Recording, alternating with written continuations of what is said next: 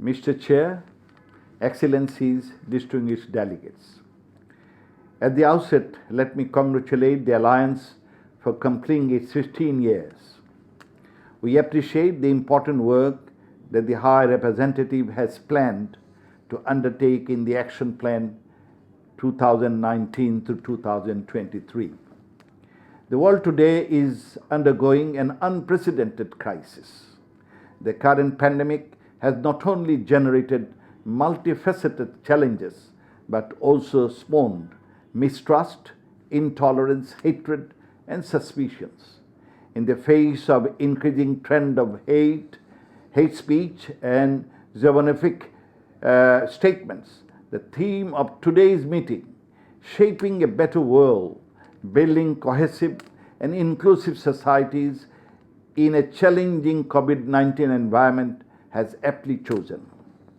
Mr. Chair, a country born out of heroic war and sacrifice of millions, Bangladesh greatly values the principles of tolerance, dialogue, and understanding.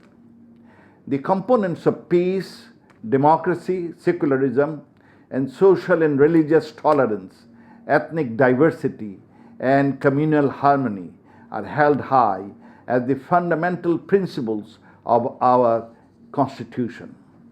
The strong assertion of our father of the nation, Bangabandhu Sheikh Mujibur Rahman, made in his maiden speech in the UN on 25th September 1974, and I quote, "Peace is an imperative for the survival of mankind," unquote, has shaped our peace-centric tolerance state policy.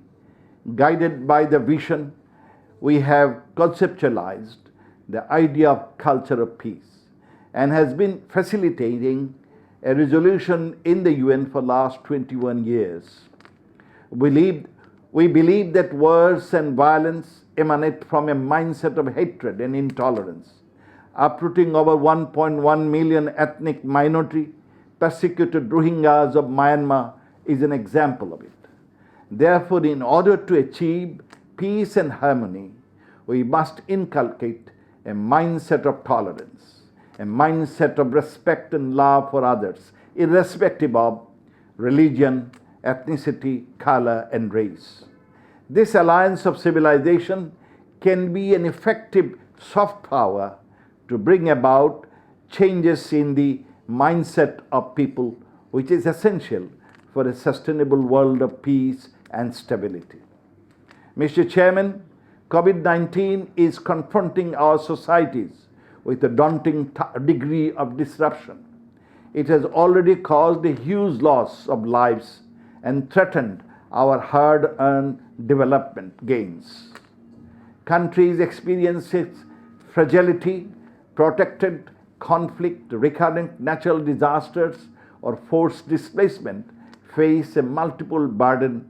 The crisis can potentially exacerbate grievances, mistrust, and sense of injustice over access to health services, decent jobs, and livelihoods, and drive conflict that could undermine development, peace, and social cohesion.